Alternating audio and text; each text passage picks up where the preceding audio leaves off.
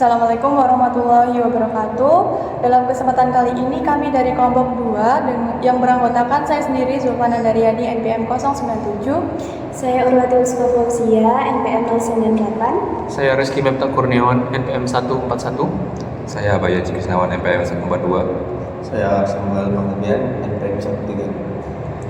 Tentu saja permasalahan sampah di kota Yogyakarta semakin kompleks, bukan hanya menumpuk tetapi juga semakin beragam jenisnya. Di banyak tempat seperti di kampus, di sekolah, di lingkungan rumah tangga, masih banyak yang belum memilah sampah organik dan non-organik. Padahal pemilahan sampah ini sangat penting sebagai langkah awal untuk mengurangi pencemaran lingkungan dan mendukung proses daur ulang. Dari permasalahan tersebut, kami terinspirasi untuk merancang sebuah alat yang dapat memilah sampah secara otomatis dan real time dengan sistem berbasis Internet of Things yang dapat memantau data dari jarak jauh. Inovasi ini kami beri nama Smart Waste Sorter, sebuah tempat sampah pintar yang dapat mengenali jenis sampah, apakah sampah tersebut organik atau jenis sampah non-organik. Alat ini dirancang agar fungsional tetapi juga eduktif.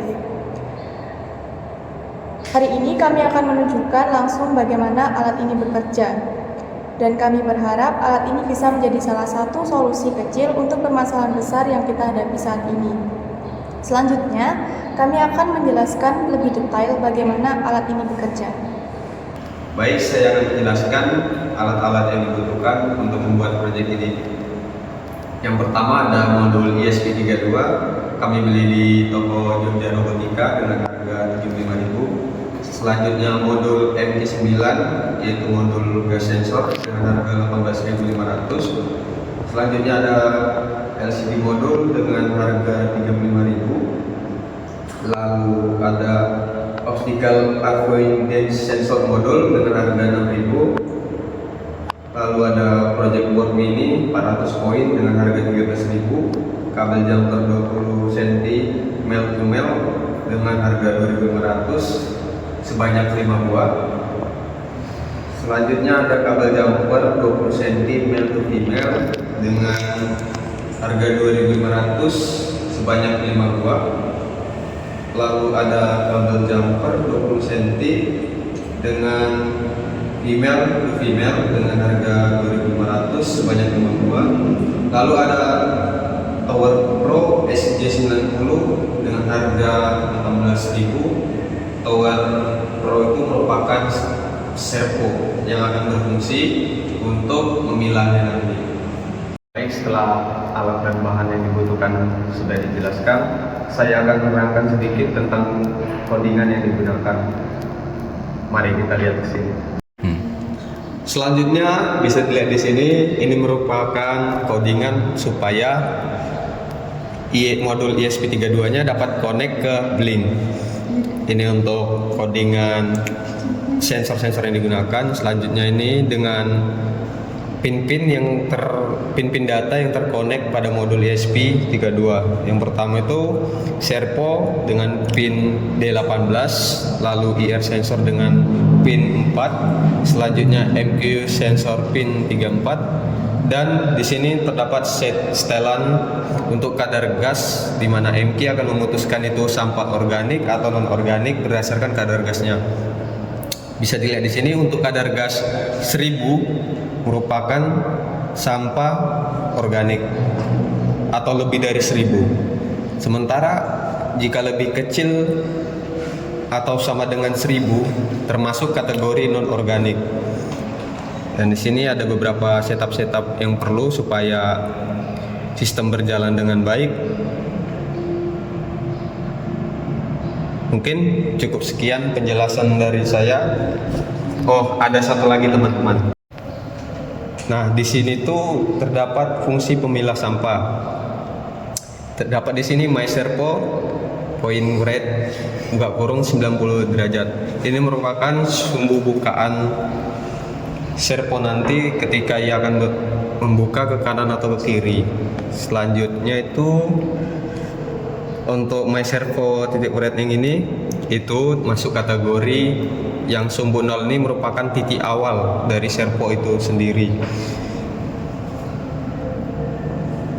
dan ini merupakan sumbu untuk servonya kembali ke titik awal atau tengah atau reset. Mungkin sekian dari saya. Selanjutnya akan dijelaskan oleh Mas Reski. Baiklah, di sini saya akan menjelaskan bagaimana proses untuk menyambungkan coding ke Blink-nya sendiri. Bisa dilihat untuk Blink-nya sendiri, codingnya seperti ini. Nah, sebelum seperti ini itu pada Blink-nya itu yang pertama kita ke home, kemudian kita biasanya itu ke template dulu. Terus setelah kita buat template seperti ini, kita bisa buat namanya pemilah sampah seperti nama produk yang kita buat sendiri itu. Kemudian setelah membuat template seperti ini, kita masuk ke data stream. Nah, kita masukin buat ini servonya, seperti servo switch-nya itu pada pin P12, untuk MQ9 nya itu P11, untuk IR switch-nya itu P10, kemudian untuk servonya itu P18, untuk IR sensor P5, untuk MQ9 nya itu P34. Seperti ini ya. Kalau sudah, kita save, kemudian lanjut ke web dashboard. Nah, untuk web dashboard itu sendiri kita bisa masukin seperti switch seperti ini. Nah, kalau punya kita itu kayak gini tuh, ke setting, kemudian yang title name itu kita kasih nama seperti yang kita buat sendiri itu, IR sensor. Nah, untuk data streamnya itu sesuai dengan yang kita buat di atas tadi ya. Masukin, kemudian di save. Semuanya seperti itu ya, untuk MQ9-nya sama servonya.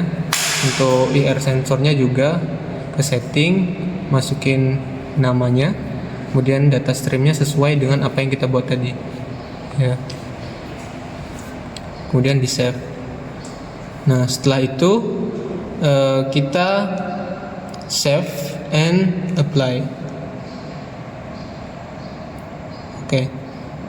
Nah, untuk masukin codingnya itu sendiri kita bisa ambil dari sini ya teman-teman. Tinggal diklik, kemudian masuk ke coding, terus itu disalin sesuai namanya, itu Blink template, tinggal disalin aja. Terus untuk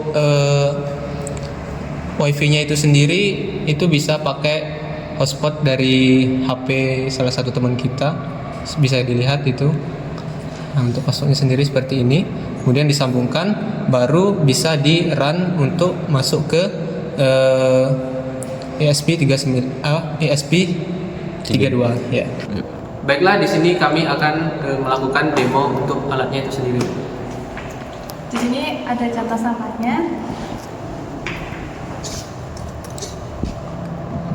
Nah, bisa dilihat kan, ini contoh sampah non organik.